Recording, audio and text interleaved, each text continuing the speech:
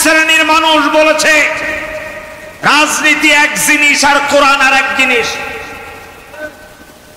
আর এক শ্রেণীর লোক বলেছে কোরআন থাকবে মসজিদে, মাদ্রাসায়, খানকায়, কোরআন দিয়ে কেন সংসদ চলবে? আর এই মানুষগুলো চুপ করে বসেছিল।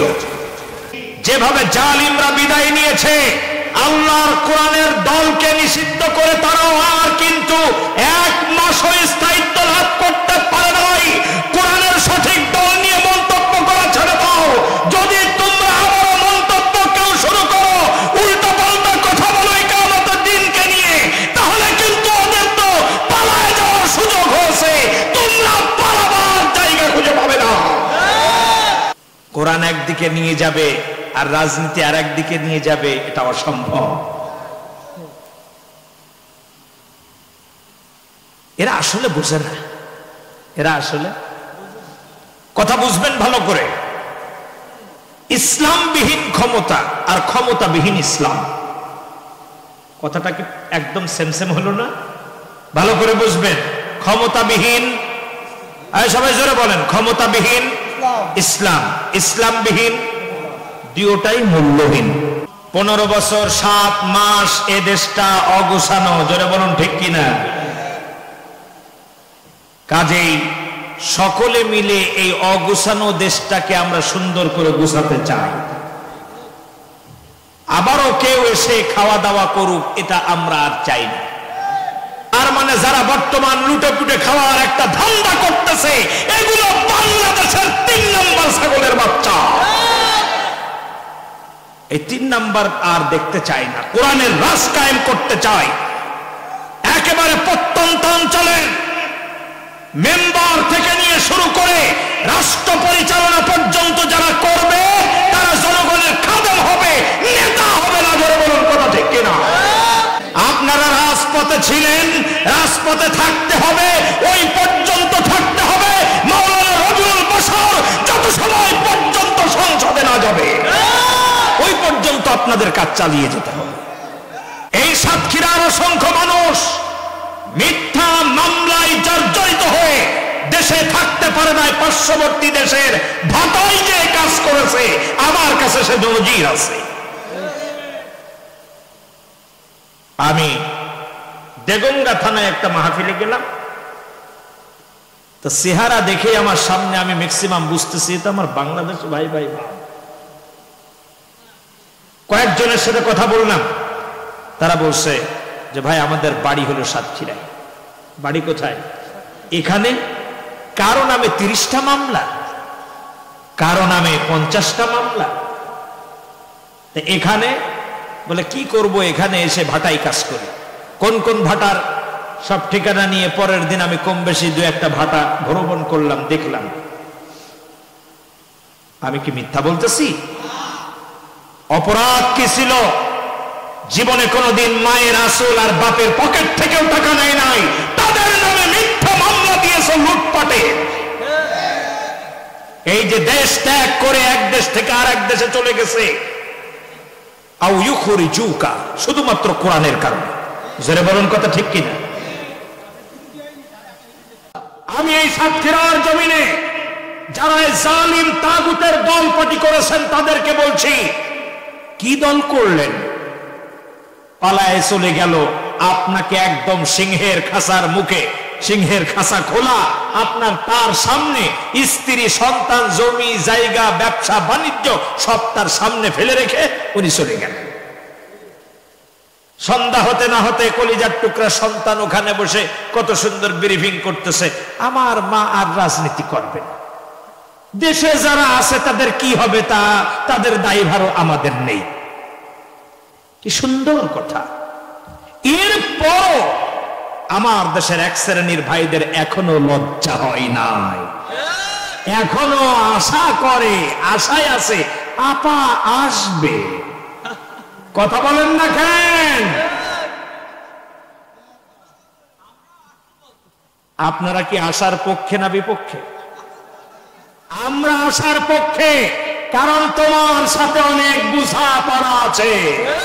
কোরআনের পাখিকে তুমি হত্যা করেছো, কারো পরামর্শ মরছে, এর জবাবদিহি তো তোমার কাছ থেকে নিতে হলে তোমাকে অবশ্যই বাংলার মানুষ দেখতে চায়। তবে আমার দৃঢ় বিশ্বাস, এয়ারপোর্ট দিয়ে সেদিন যেমন মানিক চাচার একটা কি জানি আউট হয়ে গেছিল, ঠিক তেমনি তুমি এয়ারপোর্টে নামার আগেই এদেশের জনগণ তোমাকে যা করবে, তোমাকে যতই সেপে তুমি থাকতে পারবে না। তবে যারা এখনো স্বপ্ন দেখেন আপা আসবে, ওই আশা জীবনেও পূর্ণ হবে না। কারণ কি জানেন, ওরা এত বড় পাগল না। যেমন মানিক চাচারে যতবার থেরাপি দেয় ততবার কয় আমার পরামর্শে কিছু হয় নাই, আমার চিন্তায় কিছু হয় না, আপা যা বলছে আমি তাই করছি। আর আপাকে যখন থেরাপি দেওয়া শুরু করবে বলবে আমার পরামর্শে কিছু হয় নাই, দাদা যা বলছে আমি তাই করছি। এই কথা সত্য না মিথ্যা?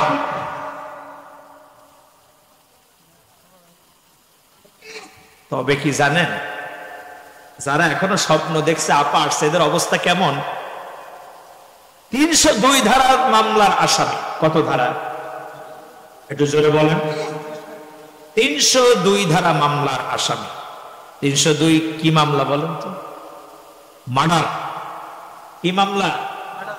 মার্ডার মামলা। আছে আপনাদের নামে এই জিনিস, এ নিয়ামত?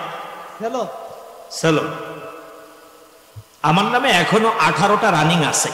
কোরআনের পাখিকে বিষ প্রয়োগে হত্যা করেছে। যখনই তারা দেখেছে ইসলামের এক একজন সেফাহ সালাহ তাদেরকে বিনা অপরাধে ফাঁসি দিয়ে মারছে, নতুন প্রজন্মের মুফাসসির গুলোকে ধরে ধরে যখন আয়না ঘরে বন্দী করতেছে, এই জামানার আবু বকরের উত্তরসূরিরা সব দেখে চিন্তা করলো এইভাবে আর বসে থাকা যায় না। জোরে বলুন কথা ঠিক কিনা? কলেজ বিশ্ববিদ্যালয়ে আবু বকরের উত্তরসূরিরা যখন একযোগে তাকবীর ধ্বনি দিয়ে ময়দানে চলে আসছে, ঠিক তখনই ওই 14 জন কাফেরের মতন এরাও সব দেশ ছেড়ে পালাতে বাধ্য হয়েছে। যেটা বলছিল খেলা হবে সবার আগে, ও গেছে সবার আগে। কথা বলেন না কেন? যেটা বলছিল কি হবে, ও বলল খেলা হবে, রেপারি দিল বাঁশি। আর আমার দেশের আবু বকরের উত্তরসূরিরা যেই না ময়দানে আসলো, এসে দেখে ওরা সামনে না এসে পেছন দিয়ে দৌড়াচ্ছে। এটা কে করেছেন? আরো জোরে বলেন। সে আল্লাহ আজও আছে না নাই? আল্লাহ তাআলা 15 বছর 7 মাস পরে বুঝিয়ে দিলেন, জালিমরা কখনো স্থায়ীভাবে বেঁচে থাকতে পারে না, ক্ষমতায় থাকতে পারে না। জালিম পলায় চলে গেছে। আল্লাহ বললেন জালিম পলায় চলে গেছে, কিন্তু নাতিপুতি আছে, আর ষড়যন্ত্র বন্ধ করবে না। আর ঠিক তাই হচ্ছে।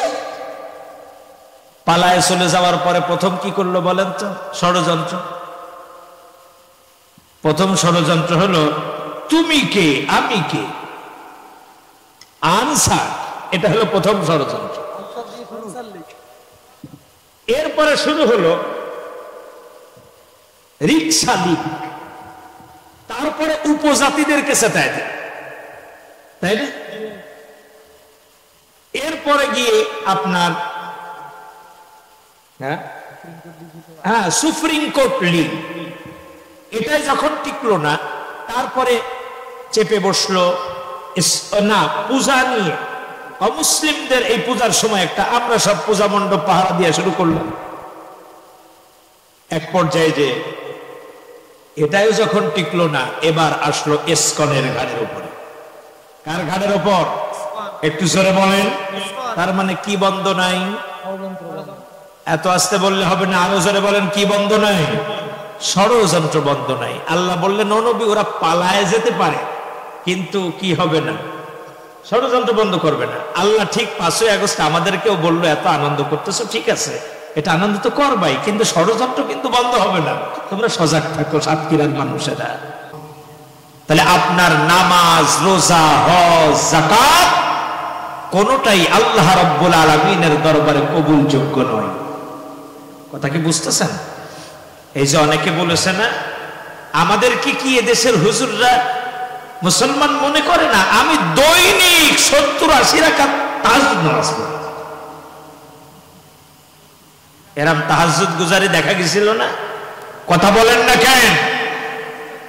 কত রাকাত তাহাজ্জুদ পড়তো?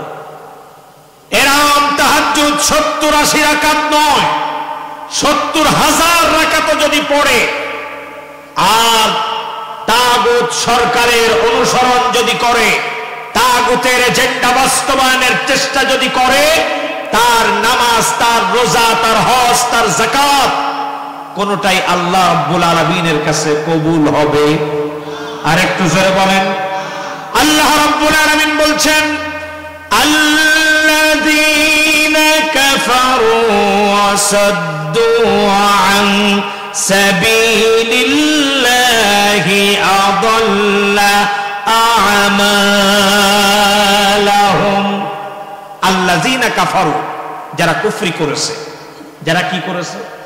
আর একটু জোরে বলেন। এখন বলতে পারেন যে এটা কোন ধরনের কুফরি, এটা বুঝবেন আগে। আল্লাহ এক এবং একক, এতে কোনো সন্দেহ আছে? এবার আসেন, আমি যদি আরো অনেক রবে খোদাই যদি বিশ্বাসী হই, তাহলে আমার কি হবে? শিরক হবে, কুফরি করা হবে। আমরা মনে করেছি শুধু মনে হয় গাছের গোড়ায় কবরের উপরে মাথা ঠেকানো, এটাই মনে হয় শুধুমাত্র শিরক। জি না, আল্লাহ রাব্বুল আলামিন যে বিষয়ের উপরে একেবারে পেরেক মেরে ছেড়ে দিয়েছেন, সিলেকশন করেছেন, নির্ধারণ করে দিয়েছেন, ওর বিপরীত কোনো কিছু তৈরি করা, এটাই হলো কুফরি। কথা কি বুঝে আসছে? তাহলে আপনার আমার জন্য একটা অপরিবর্তনশীল সংবিধান কে তৈরি করে দিয়েছেন? এত আস্তে বললে হবে না, আরো জোরে বলেন, কে? আল্লাহ। এখন এই সংবিধানের পাশাপাশি কোরআনুল কারীম একটা সংবিধান, আইনের কিতাব। আমি যদি আর একটা আইনের কিতাব তৈরি করি, তাহলে এটা হবে কুফরি। এটা কি হবে? আর একটু জোরে বলেন। এটাকে যারা সমর্থন করবে, এর পেছনে যারা স্লোগান দিবে, এর জন্য যারা অর্থ ব্যয় করবে, যারা এটাকে মনে মনে ভালোবাসবে, তারাও কুফরি করবে। এখন বলুন তো, এই ধরনের অবস্থার মানুষ বাংলাদেশে বর্তমান সংখ্যায় কম না বেশি? আরো জোরে বলেন, কম না বেশি? আল্লাহ তাআলা বলছেন, আল্লাযীনা কাফারু, যারা কুফরি করল, ওয়াসাদ্দু আন সাবিলিল্লাহ, যারা আমার রাস্তায় চলতে বাধা দিল। এবার দেখুন, আগেও এক শ্রেণীর মানুষেরা বাধা দিয়েছে কোরআনের কথা বলার কারণে, আজও আর এক শ্রেণীর মানুষ বাধা দেয় কোরআনুল কারীমের কথা বলার কারণে। জোরে বলুন, ঠিক কিনা? এই রাস্তায় চলতে যারা বাধা দেয়, কথা বলতে যারা বাধা দেয়, কোরআনের আইন প্রতিষ্ঠিত হতে যারা বাধা দেয়, অসাদ্দু আন সাবিলিল্লাহ, আল্লাহ বলছেন যারা কুফরি করলো আর আমার আইন প্রতিষ্ঠিত হতে যারা বাধা দিল, আদাল্লা আমালাহুম, আমি তাদের আমলগুলোকে ব্যর্থ করে দিলাম, বরবাদ করে দিলাম, নষ্ট করে দিলাম। ঘোষণা কার? তাহলে এদের নামাজ পড়া, এদের হজ, এদের যাকাত, এদের মানব সেবা, এদের রাস্তাঘাট করে দেওয়া, কোনটাই কাজে। আর একটু জোরে বলুন। আসুন আরো একটু শক্ত করে আল্লাহ বলছেন, ইয়া আইয়ুহাল্লাযীনা আমানু, তোমরা যারা ঈমান এনেছো, আতিউল্লাহ, আনুগত্য করবা কার? এখন আল্লাহর আনুগত্য মানে কি শুধু নামাজ পড়া, শুধু রোজা রাখা, শুধু হজ করা, শুধু যাকাত দেওয়া নয়। আল্লাহ রাব্বুল আলামিন আপনার আমার জন্য যে বিধান, শরিয়ার বিধান দিয়েছেন, এই শরিয়ার বিধানের বাইরে এক চুল না যাওয়া, এটার নামই হলো আতিউল্লাহ। এক কথায়, ওয়া আতিউর রাসূল, এবং রাসূল সাল্লাল্লাহু আলাইহি ওয়াসাল্লামের আনুগত্য করো। এই আনুগত্যের ব্যাখ্যায় আরবি অভিধানে এসছে মাউদাউল কদাবাইন। এমন ভাবে আপনাকে আমাকে আনুগত্য করতে হবে, যখনই এক শ্রেণীর ভাইয়েরা বলে আমি অমুক নেতার আদর্শের সৈনিক, তখন কি আর ও আতিউর রাসূল থাকে? ওয়ালা তুবতিলু আমালাকুম, আল্লাহ রাব্বুল আলামিন বলছেন যারা আল্লাহর আনুগত্য করলো না আর মুহাম্মদ সাল্লাল্লাহু আলাইহি সাল্লামের আনুগত্য করলো না, ওয়ালা তুবতিলু আমালাকুম, তারা যেন তাদের জীবনের সব আমলগুলো নিজেরাই নষ্ট করে দিল। ঘোষণাকার আরো জোরে বলেন কার? এর দ্বারা প্রমাণিত হয় কোরআনের দল পাটি করা ছাড়া নামাজ, রোজা, হজ, যাকাত কোনটাই আল্লাহ রাব্বুল আলামিনের দরবারে কবুল হবে। আরো জোরে বলেন হবে। এবার আপনি আসুন, আপনি ধর্মনিরপেক্ষ মতবাদে বিশ্বাসী থাকেন, আর আপনি কওমে নিজামের পক্ষে থাকেন, আর আপনি সেকুলারের পক্ষে থাকেন, আপনার যেখানে খুশি আপনি সেখানে যান। যদি আপনি আখিরাতকে বরবাদ করে যদি দিতে চান, কোরআনের দল পাটি ছেড়ে অন্য দল করেন, আর কোনো দুঃখ নাই। আপনি যদি যেতে চান যান। বলতে পারেন হুজুর দল পাটির কথা কি কোরআনে আছে নাকি? আমি করি একটু অন্য দল, তাতে কি হয়েছে? কোরআনে আপনি কোন দল করবেন এটাও কোরআন বলে দিয়েছেন। আল্লাহ তাআলা একটা সূরাই নাযিল করেছেন দলের নামে। সূরার নাম কি? সূরাতুল আহজাব। সূরাতুল, একটু জোরে বলেন, সূরাতুল আহজাব।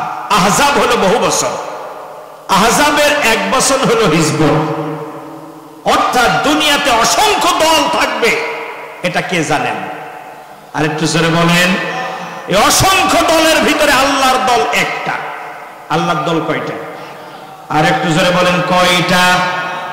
একটা। আর সব হলো তাগুতের দল, শয়তানের দল। কে বলতেছেন কথাটা? আমি আপনাদের কাছে শুনতে চাই। এতদিন আপনি আমি ফ্যাসিস্ট, জালিম তানোর পক্ষে লড়াই করেছি, আর বাংলার জমিনে আগামীতে যে যুদ্ধটা আসতেছে, এই যুদ্ধ হলো হক আর বাতিলের যুদ্ধ। যারা বলুন কথা ঠিক কিনা? আরো জোরে আওয়াজ দিয়ে বলেন কথা ঠিক না বেঠিক? আজকের এই কোরআনের ময়দান থেকে আপনাকে আমাকে শপথ গ্রহণ করতে হবে, আল্লাহর কোরআনের জন্য যদি আবারও জীবন দিতে হয়, আল্লাহর কোরআনের রাজ কায়েমের জন্য যদি আবারও রাজপথ অবরোধ করতে হয়, আল্লাহর কোরআনের পার্লামেন্ট গঠন করার জন্য আবারও যদি আমার ভাইদের মতন শহীদ হতে হয়, শহীদ হব, বুকের তাজা রক্ত বিলিয়ে দেব, তারপরও কোরআনের দল ছাড়বো না। কে কে রাজি আছেন? দুহাত তুলে আল্লাহকে দেখাও।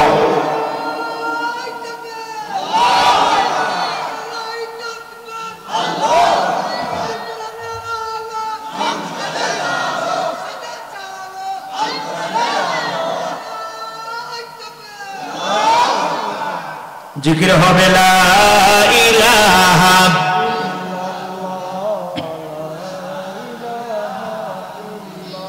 জোরে লা ইলাহা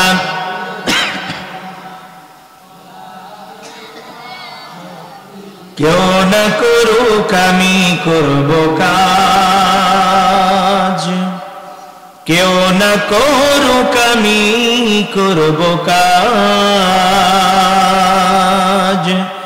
আল কোরআনের আহ্বানে দিন কায়েমের প্রয়োজনে, আল কোরআনের আহ্বানে দিন কায়েমের প্রয়োজনে, নতুন করে আবার আমি শপথ নিলাম আজ, কেউ না করুক আমি করব কাজ। সবাই কেউ না করুক আমি করব কাজ। লা ইলাহা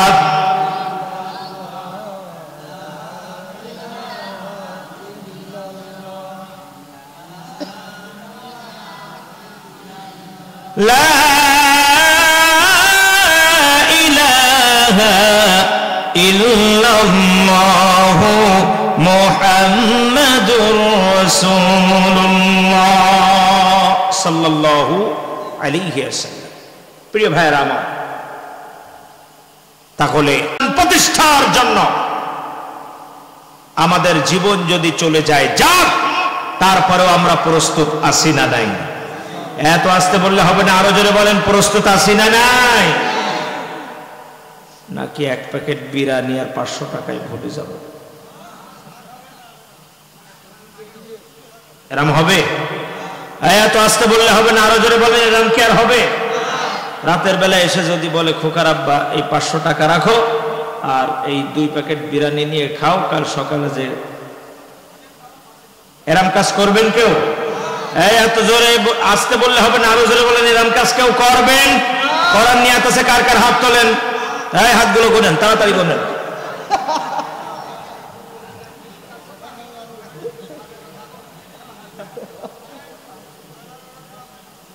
এরম সুযোগ এবার আর, কারণ 15 বছর 7 মাস এ দেশটা অগুছানো, জোরে বলুন ঠিক কিনা?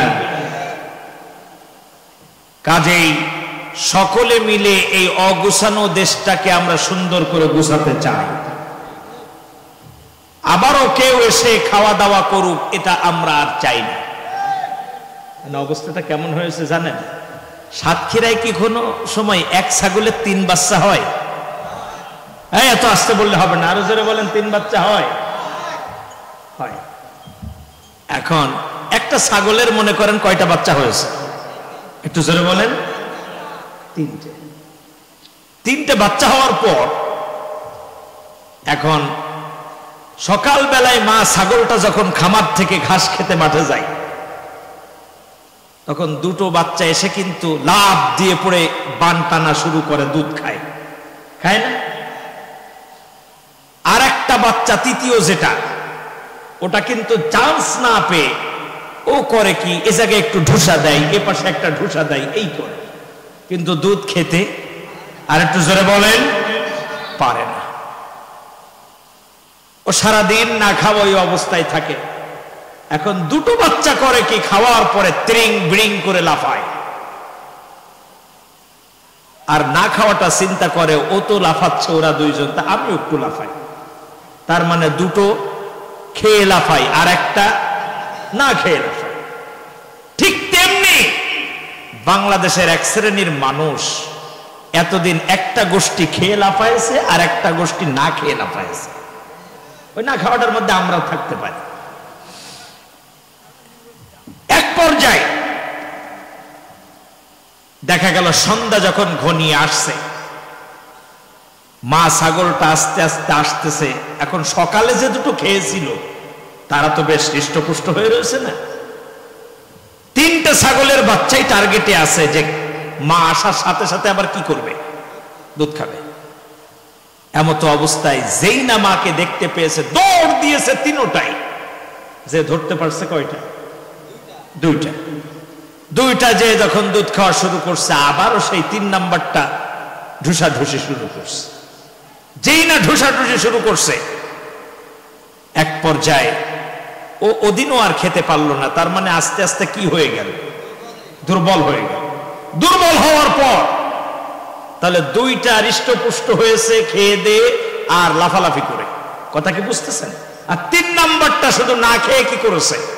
লাফালাফি করেছে। ও শুধু মনে মনে চিন্তা করে, তোরা 2জন যেদিন থাকবি না, এমন খাওয়া খাবো সেদিন বুঝতে পারবি। কথা কি বুঝতেছেন আমার? তোরা 2জন যেদিন থাকবি না, সেদিন আমি পেট ভরে খাবো। প্রিয় ভাইয়েরা আমার, আমাদের দেশের এক শ্রেণীর মানুষ যারা কিনা অপেক্ষায় ছিল কবে যাবে, গেলেই খাওয়া শুরু করবে। যেই না ছাগলের 2 বাচ্চা সরে গেছে, 3 নাম্বার বাচ্চা লাফ দিয়ে সাদাবাজি শুরু করে দিয়েছে। জোরে বলুন কথা ঠিক কিনা? তার মানে যারা বর্তমান লুটে পুটে খাওয়ার একটা ধান্দা করতেছে, এগুলো বাংলাদেশের 3 নাম্বার ছাগলের বাচ্চা। এই 3 নাম্বার আর দেখতে চাই না। কোরআনের রাজ কায়েম করতে চাই। একেবারে প্রত্যন্ত অঞ্চলের মেম্বার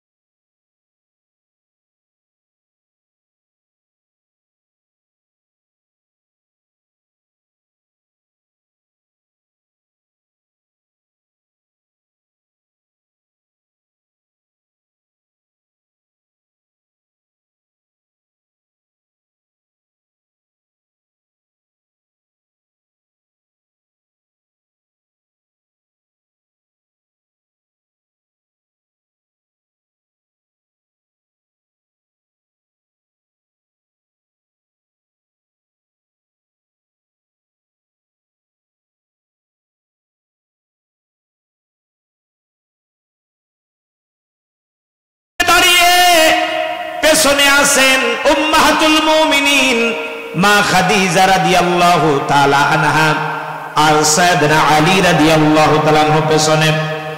আল্লাহর হাবিব রাহমাতাল লিল আলামিন তেলাওয়াত করছেন ওয়া আন্নাহু লাম্মা কামা আবদুল্লাহি ইয়াদউ কাদু ইয়াকুনুনা আলাইহি লিবাদা। আল্লাহর হাবিব যখনই সূরা জিনের এই আয়াত তেলাওয়াত করেছেন ওয়া আন্নাহু লাম্মা কামা আবদুল্লাহ, আয় আল্লাহ তোমার বান্দা তোমার গোলাম তোমার সামনে দাঁড়িয়ে সাক্ষ্য দিচ্ছে তুমি ছাড়া কারো সামনে মাথা নত হবে না। আল্লাহর হাবিবের উপরে তখনই বিপদ চলে আসলো। নবী করিম সাল্লাল্লাহু আলাইহি ওয়াসাল্লাম রুকুতে গিয়েছেন, আবু জাহেল সাথে সাথে একজন নয় দুইজন নয় 14 জন নেতা। জোরে বলেন কয়জন? আর একটু জোরে বলেন। 14 জন নেতা আবু জাহেল সহ আল্লাহর হাবিব রুকু অবস্থায় নবী করিম সাল্লাল্লাহু আলাইহি ওয়াসাল্লামের গলায় সাথে সাথে রশি পেঁচানো শুরু করেছে। অপরাধ, আল্লাহর হাবিব কি আবু জাহেলের উট দুম্বা বকরি ধরে আনছিল নাকি? জায়গা জমি দখল করছিল, ঘর বাড়ি ভাঙছিল? অপরাধ, শুধু বলেছিল তিলকা আয়াতুল কিতাবিল মুবিন, কোরআনের সুস্পষ্ট আয়াতগুলোকে, এই আয়াতের আইনকে এই জমিনে আমি বাস্তবায়ন করব, তাই আমার যত বিপদ হয় হোক, ও আমার রব তুমি ছাড়া কারো সামনে মাথা নত হবে। এই সাক্ষ্য দেওয়ার কারণে আল্লাহর হাবিবের গলায় কি? আর একটু জোরে বলেন। আল্লাহর হাবিবের গলায় ফাঁসির রশি। একই কারণে শহীদ মতিউর রহমান নিজামী রহমাতুল্লাহ আলাইহির গলায় একই কারণে রশি।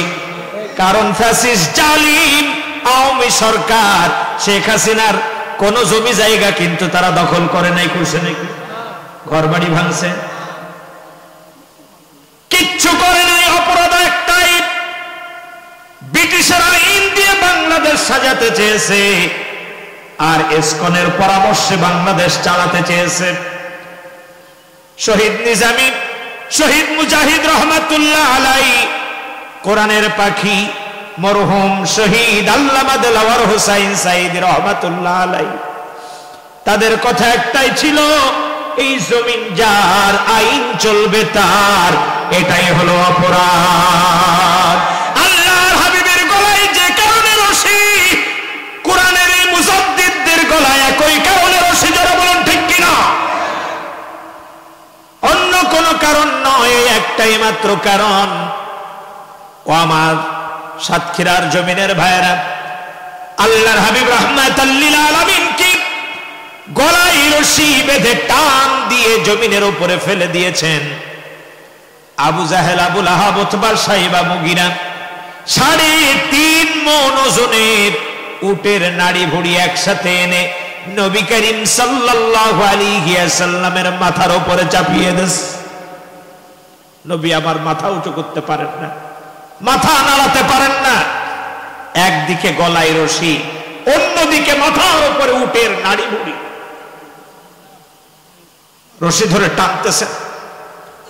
জীবনটা যেন যাই যাই ভাব, ফাঁস লেগে গেছে নবীর আমার।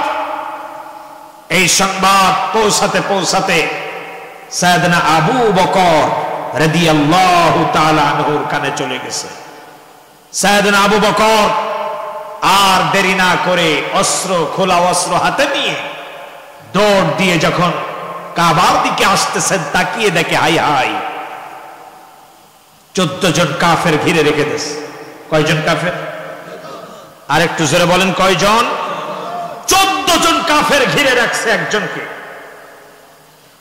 আমি তো মাত্র একা। আমি কয়জন? ওরা কয়জন? 14 জন। ও আল্লাহ, এধারে নবীর জীবন চলে যাচ্ছে, অন্যদিকে আমি একা, আর ওরা 14 জন, কি করব? মনে মনে চিন্তা করছেন। এমন সময় অন্তরের ভিতরে আয়াত নাড়া দিয়ে উঠেছে কার? সাইয়েদনা আবু বকরের মনের ভিতরে চলে আসছে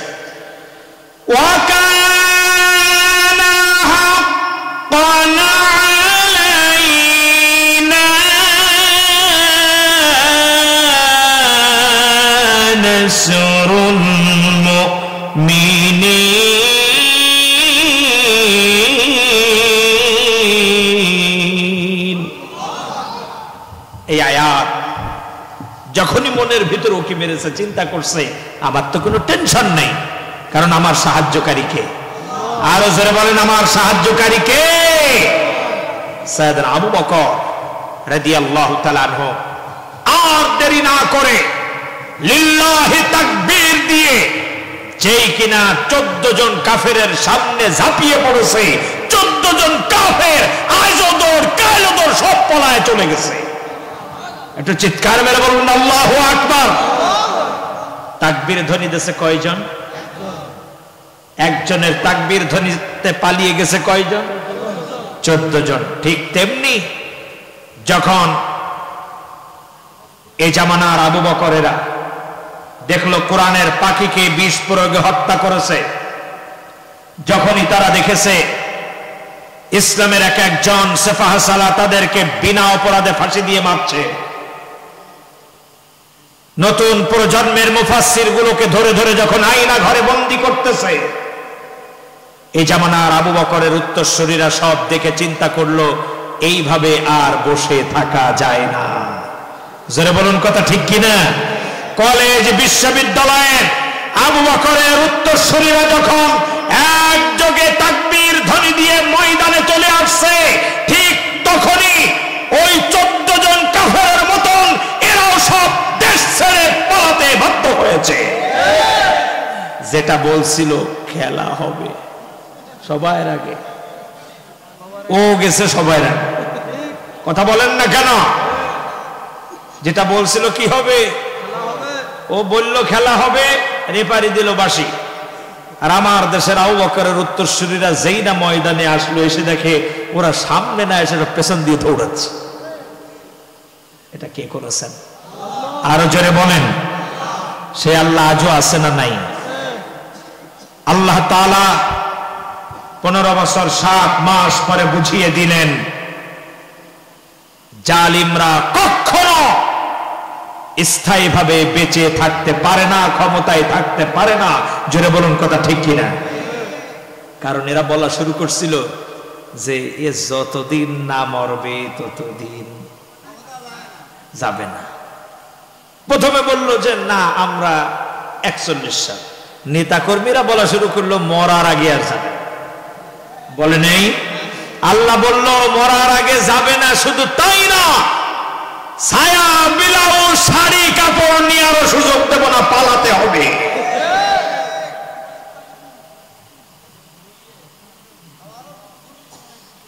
প্রিয় দিনী ভাইয়ের আমার, বাংলার আবু বকরের উত্তরসূরিরা যখনই ময়দানে আসছে, ফ্যাসিস্ট জালিম তখনই পলাতে বাধ্য হয়েছে। জোরে বলুন ঠিক কিনা? আরো জোরে বলুন কথা ঠিক কিনা? সেজন্য বলছি, যেভাবে জালিমরা বিদায় নিয়েছে, আল্লাহর কোরআনের দলকে নিষিদ্ধ করে তারাও আর কিন্তু 1 মাসও স্থায়িত্ব লাভ করতে পারে নাই।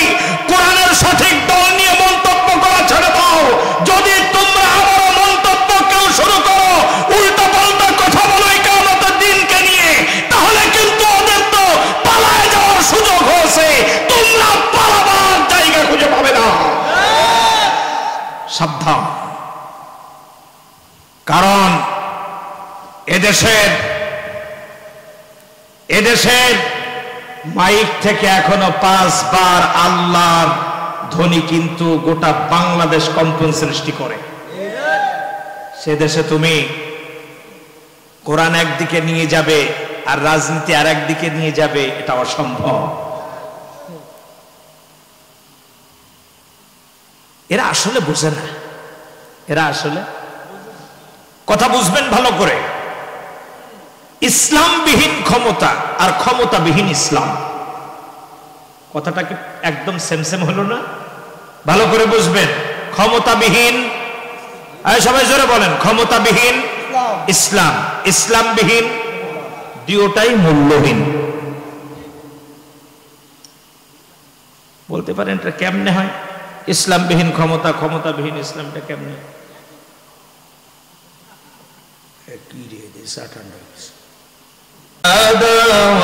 আমার জন্য লবঙ্গ দিও, আদা দিও, চিনি দিও সামান্য, একটা চা দাও আমার জন্য। প্রিয় ভাইয়ের আমার, রাগ করতেছেন না তো?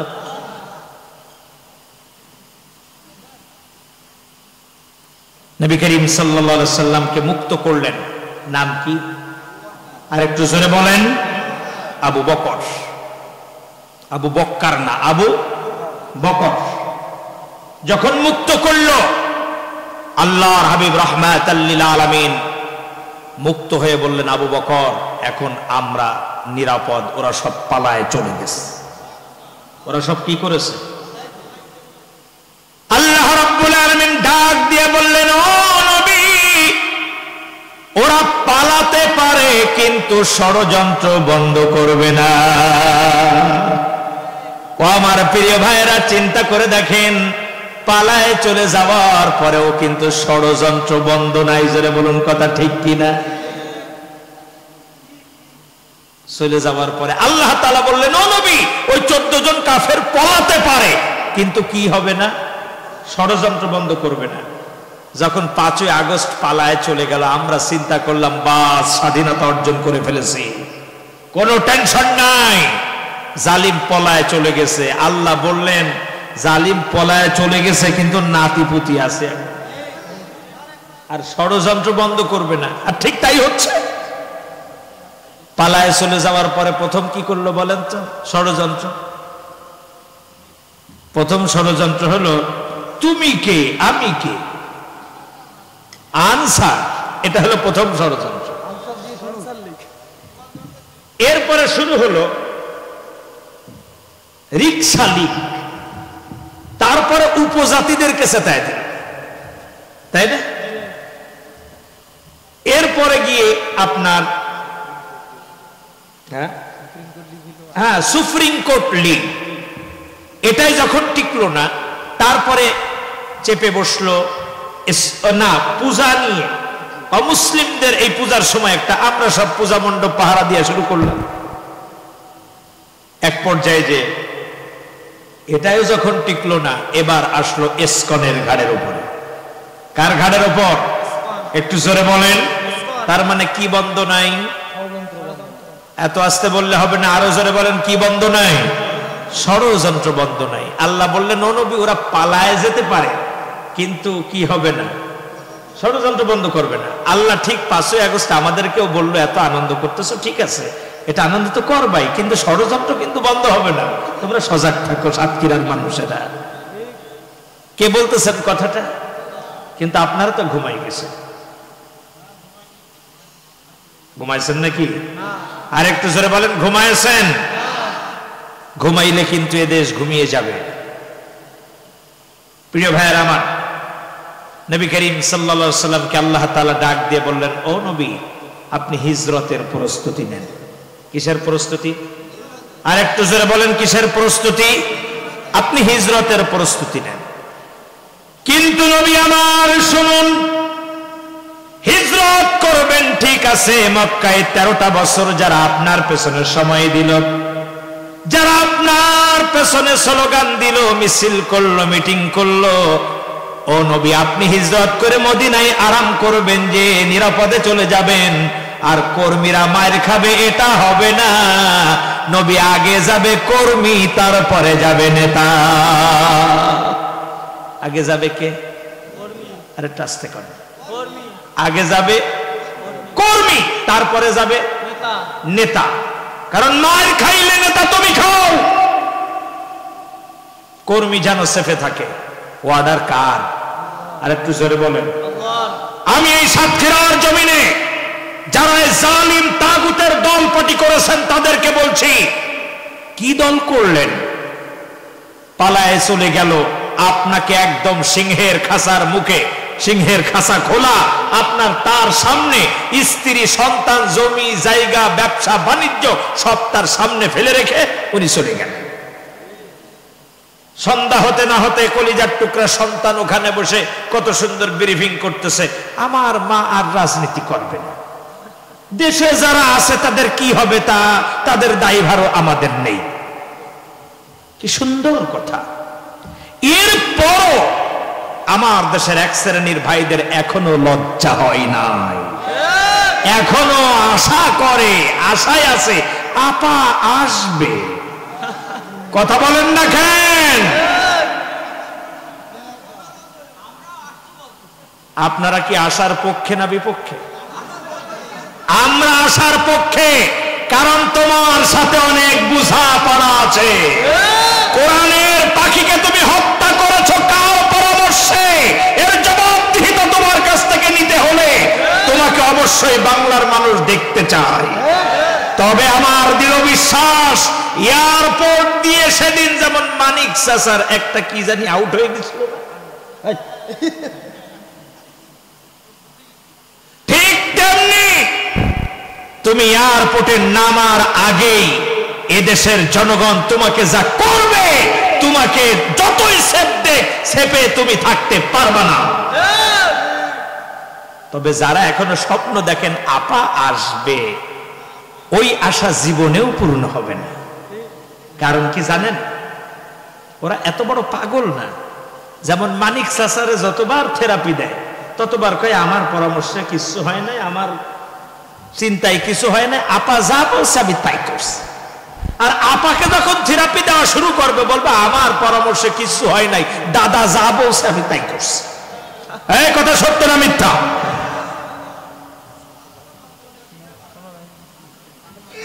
তবে কি জানেন, যারা এখনো স্বপ্ন দেখছে আপা আসছে, এদের অবস্থা কেমন? 302 ধারার মামলার আসামি। কত ধারা? একটু জোরে বলেন। 302 ধারা মামলার আসামি। 302 কি মামলা বলেন তো? মার্ডার। কি মামলা? মার্ডার মামলা। আছে আপনাদের নামে এই জিনিস? এ নিয়ামত সেলো। আমার নামে এখনো 18টা রানিং আছে, আলহামদুলিল্লাহ। এখনো নিষ্পত্তি হয়ে পারেনি 18টা, আর সম্ভবত 14টার মতন নিষ্পত্তি হয়েছে 13 সাল থেকে পর্যন্ত। হ্যাঁ, ওটা কোটে কোটে নিষ্পত্তি হয়ে যাচ্ছে আলহামদুলিল্লাহ। এবার খেয়াল করুন, 302 ধারার মামলার আসামি। কত ধারা? 302। এখন চিন্তা করতেছে 302 ধারা মানেই তো আমার ফাঁসি হবে। একটা মিসাল, এটা কোরআনও না হাদিসও না, জাস্ট যারা স্বপ্ন দেখতেছে আপা আসবে তাদের ক্ষেত্রে। মনে করেন সাতক্ষীরা কোর্টে চলে গেছে সবচাইতে বড় উকিল, রাতের অন্ধকারে তার বাসায় পার্সোনাল কক্ষে যেয়ে বলছে, স্যার সত্যি আমি মার্ডারটা করছি। তুমি সত্যি মার্ডার করছো? বলে হ্যাঁ। বলে এখন যদি আপনি বলেন তার কাটা পাড়ি দিয়ে ওপারে চলে যেতে, তাহলে চলে যাবে। আর যদি বলেন না জামিন হবে, তাহলে থাকতো। কি করবো আপনি বলেন? তবে আমি একদিনও জেলে থাকতে পারবো না। কে বলতেছে? আসামি। আসামি। বলছে ঠিক আছে, কোনো টেনশন নাই, আমি তো সেই উকিল, আমার বাপ উকিল, মা উকিল, আমার 14 গোষ্ঠী উকিল, তোমার টেনশনের কিছু নেই। তুমি কোর্টে উঠবা আর নামবা, এতটুকু। তো স্যার সত্যি হবে তো? বলে হ্যাঁ তাই হবে। বড় আশা নিয়ে কোর্টে যাচ্ছে। স্ত্রী বলছে, খোকার আব্বা তুমি এখনো একটু বুঝার চেষ্টা করো, মার্ডার মামলা তুমি কেমনে বাঁচবা? বলে এই আমার উকিল বলছে আমার কিচ্ছু হবে না, কথা বলবি না। আস্থা কার ওপর? একটু জোরে বলেন। আস্থা উকিলের ওপর। চলে গেছে ম্যাজিস্ট্রেট কোর্টে, যায় দাঁড়িয়েছে। দাঁড়ানো মাত্র ম্যাজিস্ট্রেট নথির দিকে একবার তাকালো, আসামির চোখের দিকে একবার তাকায় বলল, জামিন না মঞ্জুর, কাস্টডিতে প্রেরণ। তার মানে যাবে কই? এখন যাবে কই বলে? আর উকিল কি বলছে? উঠপার নামবা, তোমার কিচ্ছু হবে না, জেল হবে না, ফাঁসি হবে না, কিচ্ছু হবে না, আমি সেই জাগ্রে উকিল। এখন উকিলের দিক তাকায় আছে, উকিল সামনে এসে বলতেছে, কি কোনো সমস্যা? সমস্যা তো অবশ্যই, আপনি বলছেন যে আমার কিচ্ছু হবে না, আর এখন আমি কাস্টডিতে যাচ্ছি কেন? বলছে, এই পাগল, প্রত্যেকটা মামলার একটা মেরিট আছে, বুঝিস না কেন? ভিতরে যা, ভালো মন্দ খা, আমি দেখতেছি, আমি তোর পাশে আছি, কোনো ভয় নেই। তুই ভিতরে যা, আমি কোথায় আছি? আমি তোর পেছনে আছি, তোর কিচ্ছু হবে না, তুই যা, ভিতরে যা। ভালো মন্দ খাওয়ার জন্য পিসিতে টাকা দেবো? বলে, না, লাগবে না, আস। চলে গেছে ভিতরে। পরবর্তী কোর্টে যখন জজ কোর্টে পোটাপ দিয়ে নিয়ে আসছে, জজ কোর্টে আনার পরে এখন জজ সাহেব মামলার নথিপত্র দেখে বলছে, জামিন নামঞ্জুর, ফাঁসির আদেশ দেওয়া হলো। কিসের আদেশ? ফাঁসির আদেশ লিখে দিয়েছে। এখন তো আর এক টেনশন যে আমার ফাঁসির আদেশ দিয়েছে, এখন কি করবে? কোনো দিশা মিশা না পেয়ে উকিল যে সামনে আসছে বলছে, ও স্যার, আগে যা ছিল, এখন তো ফাঁসির আদেশ। ও সোরে পাগলা, কোনো টেনশন করিস না, আমি তোর পেছনে আছি। আমি কোথায় আছি? একটু জোরে বলেন, আমি কোথায় আছি? আমি তোর পেছনে আছি, তোর কোনো ভয় নাই। এ ফাঁসি হবে না, তোর ভয় নাই, আমি তোর পেছনে আছি, আমার পরে আস্থা রাখ। ওখান থেকে বেচারাকে নিয়ে চলে গেছে। এখন আর তো ওয়ার্ডে রাখবে না, কন্ডেম সেল, ফাঁসির আসামির ওখানে পাঠানো গেছে। নেওয়ার পরে ফাঁসির আসামিরা বলছে, এই পাগলা, তোকে কে সারেন্ডার করতে বলছিল? তুই চলে যাইতে পারিস নাই? তোর তো ফাঁসি হবে।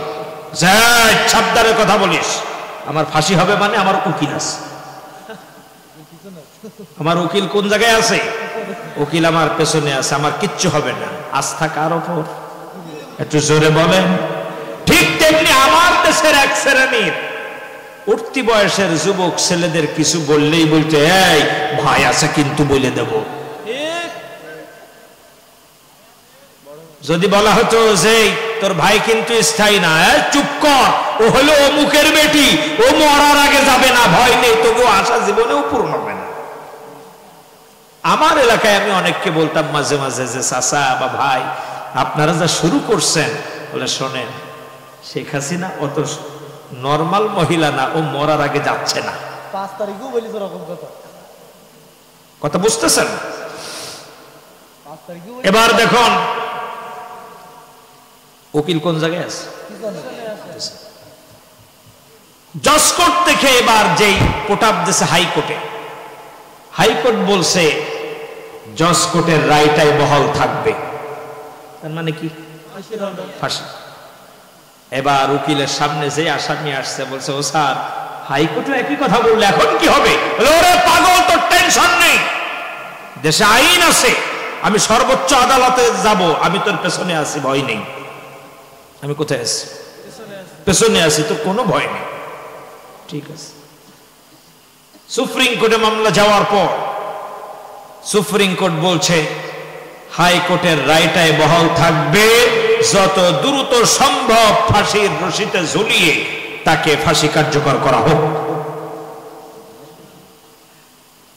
এখন যেই না কাঠগোড়া থেকে নেমে আসছে আসামি, আর উকিলও সামনে বলছে, স্যার, কেঁদে দিয়ে, স্যার এখন আমার কি হবে? আর তো যাওয়ার কোনো জায়গা নেই, আমার ঝুলে যেতে হবে। তা বলছে, ওরে পাগল, তোর কোনো টেনশন নেই। তখনও কি বলছে? তোর কোনো টেনশন নেই। বলে, টেনশন করবো না মানে? আর যাবেন কই? তুই ভিতরে যা, ঝুলে পড়, আমি তোর পেছনে আছি। কোথায় যা? ভিতরে যা, রশিতে ঝুলে পড়, আমি কোথায় আছি? আমি তোর পিছনে আছি। ঠিক তেমনি দেশ থেকে পালায় ও দেশে চলে গেছে। যাওয়ার পরে মাঝে মাঝে অডিও কল রেকর্ড করে পাঠায়া দিয়ে বলছে, আমি একদম দেশের পাশে আছি, চাট করে ঢুকে পড়ে, তাই না? আর যেই না এই রেকর্ড বাংলাদেশে পৌঁছাচ্ছে, এক শ্রেণীর গন্ড মূর্খ জ্ঞানহীন এরা চিৎকার মেরে বলছে, আপা আসছে। যেই বলছে আপা আসছে, আমার দেশের সূর্য সন্তান, গর্বিত সন্তান, সেনাবাহিনীরা পাছা লাল করে চলে দিচ্ছে। তার মানে লালটা কি লাল? সুন্দরবনে বুড়ো বান্দর দেখেছেন? পাশা কি থাকে একটু জোরে বলেন, তার চাইতে লাল বানায় ছেড়ে দিচ্ছে।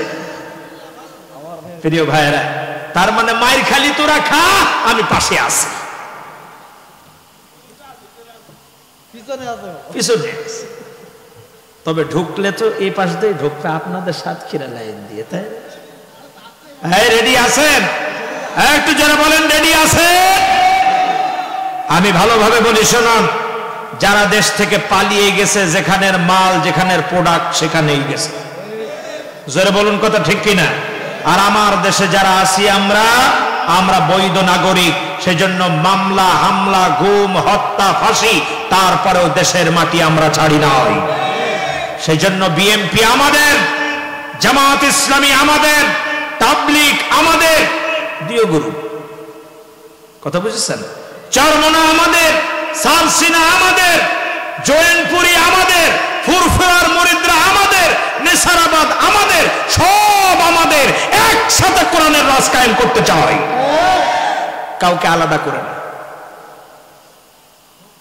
একসাথে ফ্যাসিস্ট তাড়িয়েছি, জামাত বিএনপি সহ সকল মাজলুম জনতা একযোগে যেমন জালিম তাড়িয়েছি, একযোগে কোরআনের রাজ কায়েম করতে চাই।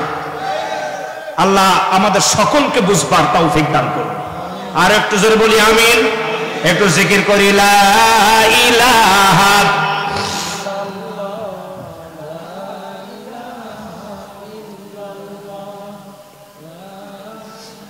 জোরে লা ইলাহা। মুমিন কখনো হয় না হতাশ,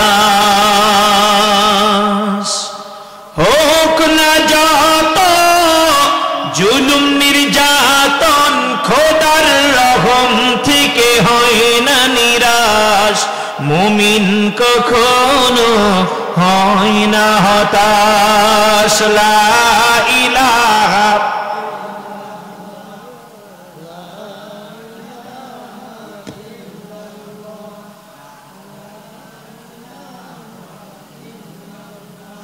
লা ইলাহা ইল্লাল্লাহ মুহাম্মাদুর রাসূলুল্লাহ সাল্লাল্লাহু। আপনারা বিরক্ত হচ্ছেন না তো? প্রিয় ভাইয়ের আমার, নবী করিম সাল্লাল্লাহু আলাইহি ওয়াসাল্লামকে আল্লাহ তাআলা ডাক দিয়ে বললেন, ও নবী, আগে কর্মী যাবে না আগে নেতা যাবে? আর একটু জোরে বলেন। আর এদের আগে কি নেতা গেছে না কর্মী গেছে? কর্মী তো একটাও যায়নি। ওবায়দুল কাদের সাহেব বলছিল যেদিন চলে যাবে বা ফল্ট করবে সেদিন 10 লাখ মারা যাবে, বলে নাই? 10 জন মারা যায় নাই। তার মানে ওই ভাইদেরকে আমি বলছি, আপনার নেতা নেত্রীরা আপনাদেরকে ফেলে রেখে চলে গেছে, সাথে সাথে বাংলা তাওহীদি জনতা আপনাদের মাথার উপরে বট গাছ হয়ে দাঁড়িয়ে গেছে। এরপরেও যদি ইসলামিক দলকে আপনার ভালো না লাগে, বুঝতে হবে আপনার বিবেকের উপরে কিসে প্রস্তাব করছে আল্লাহই ভালো জানে।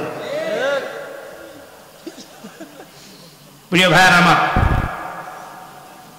আল্লাহ তাআলা ডাক দিয়ে বললেন, নবী তাহলে আগে কে যাবে?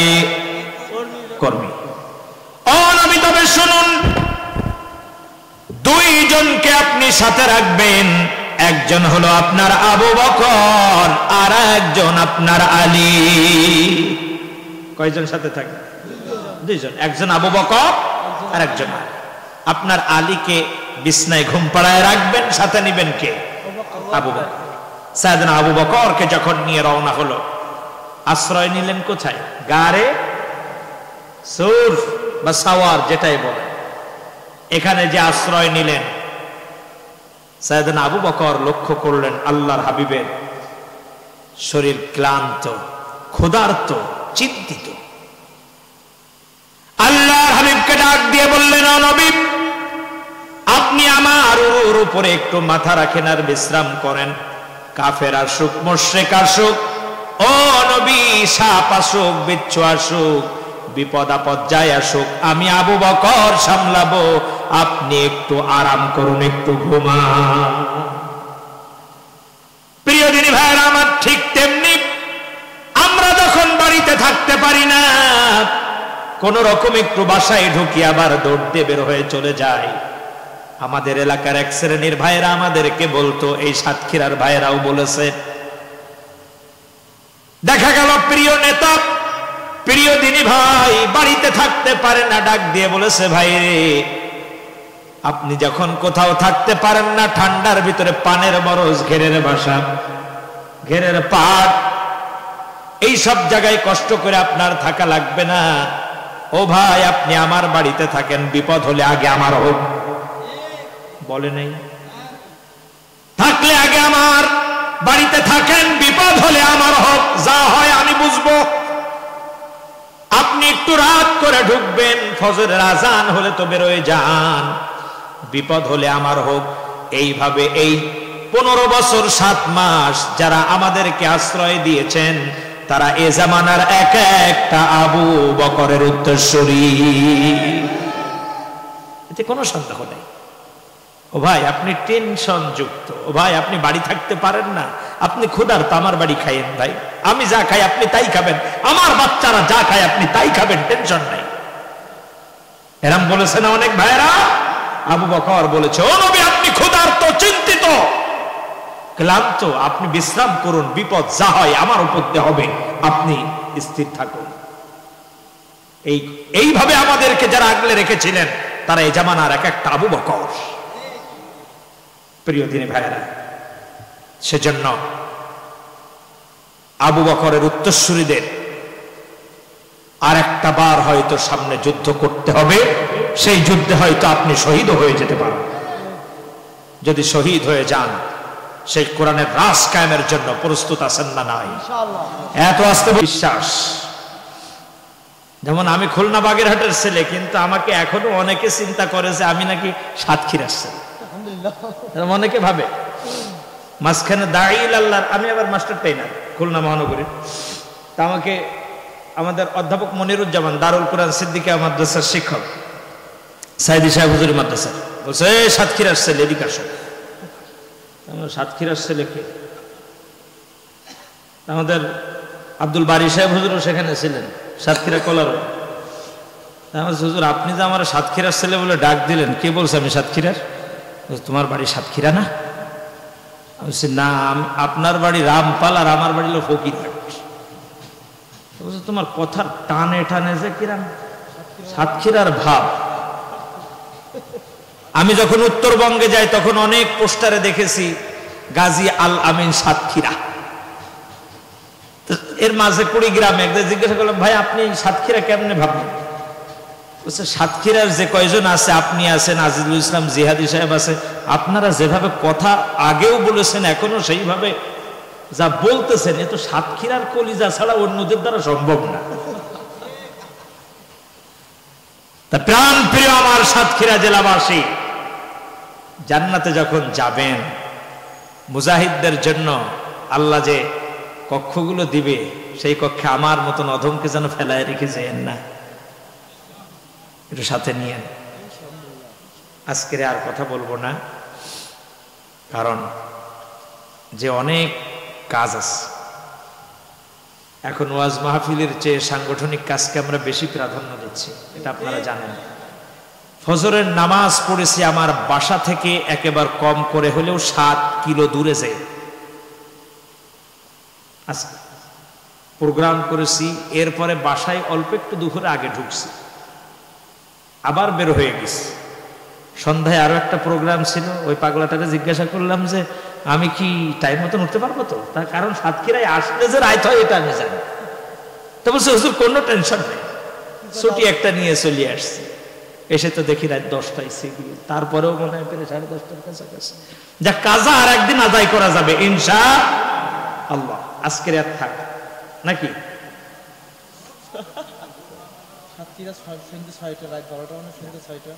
ওই ছেলেগুলোর পরীক্ষা না কাল বেলা 1টা থেকে। এখানে অনার্সের কেউ থাকলে ওরা জানে কালকের পরীক্ষা আছে না, কাল পরীক্ষা আছে, সেই জন্য আর লেট করা যাবে না। শোনেন,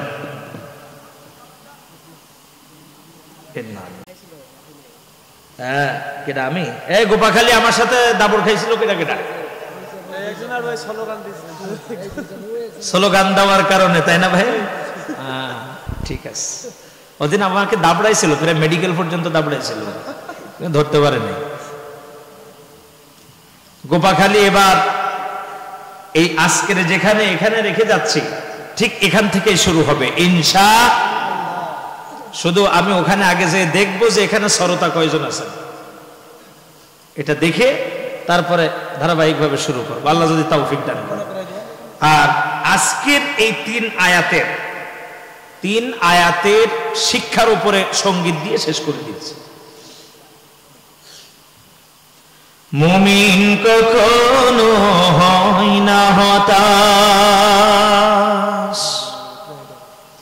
মুমিন কখনো হয় না হতাশ, হোক না যত জুলুম নির্যাতন, খোদার রহম থেকে হয় না নিরাশ, মুমিন কখনো হয় না হতাশ। সবাই মুমিন কখনো হয় না হতাশ, আসলে হাজার বাধা মারিয়ে যাবে তারা, ভয় করে না এক আল্লাহ ছাড়া,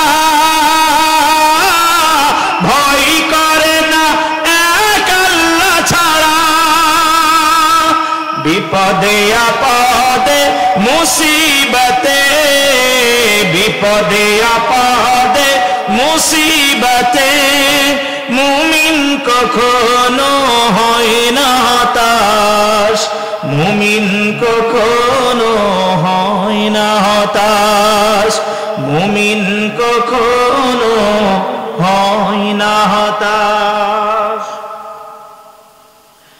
জয় পরাজয় হিসাব করে না তারা, যাই শুধু সামনে গিয়ে,